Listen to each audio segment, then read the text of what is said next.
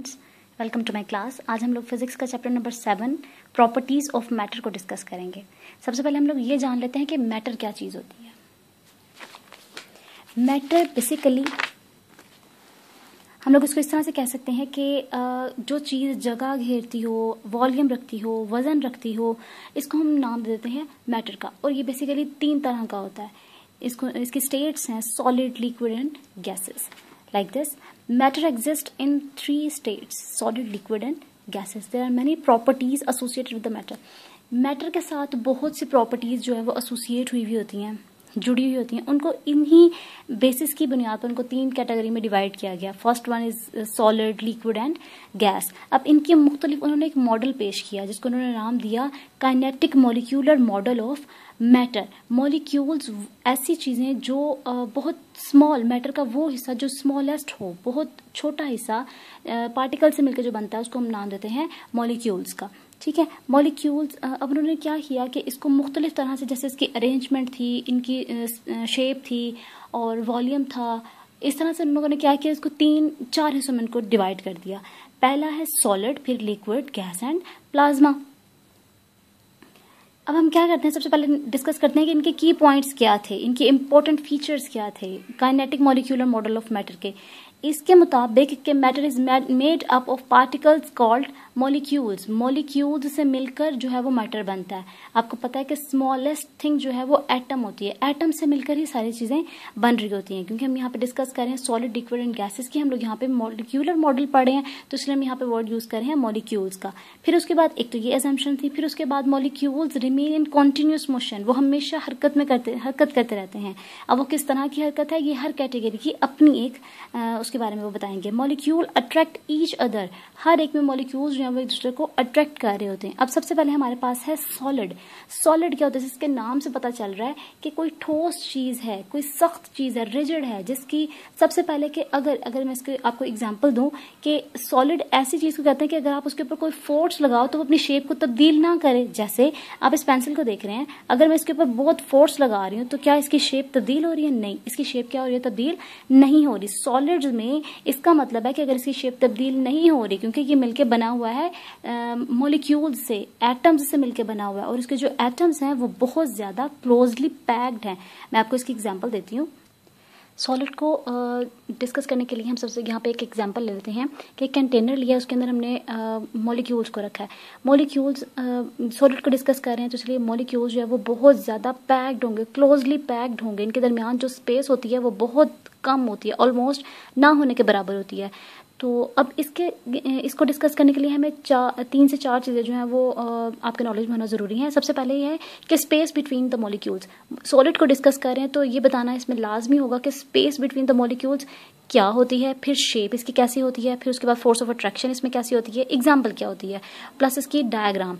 अगर आपको ये लॉन्ग क्वेश्चन आ जाता है तो आपने इसको इस तरह से ही डिस्कस करना है। सबसे पहले आपने बताना है कि space between the molecules solid में हर एक टर्म के लिए, गैस और लिक्विड, इन सब के लिए भी यही चीज़ें होंगी। लेकिन सबसे पहले मैं आपको सॉलिड के बारे में बता रही हूँ कि कंटेनर लिया, उसमें हमने कुछ मॉलिक्यूल्स लेकिन जो कि बहुत क्लोजली पैक्ड थे, उनके दरमियान जो स्पेसेस थी वो ना होने के बराबर थी। तो इसमें स्पेस बिटवीन द मॉलिक्यूल्स, तो इसके लिए हम लोग लिख सकते हैं almost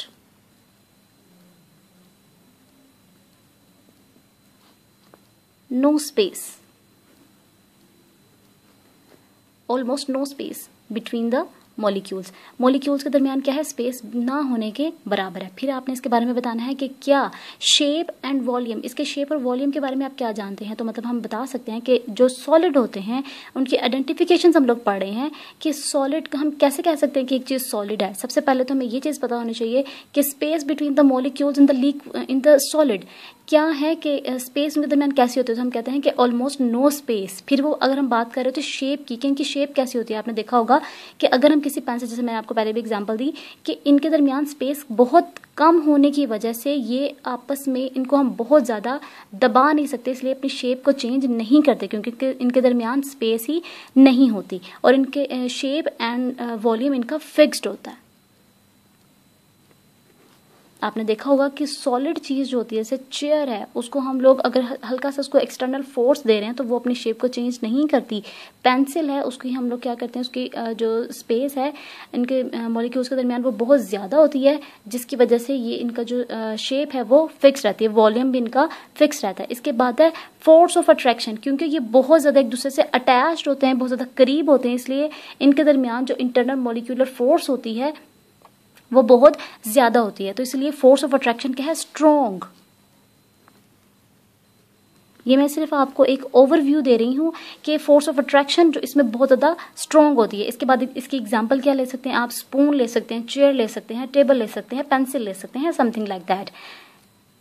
अब इसी तरह से हमारे पास है लिक्विड।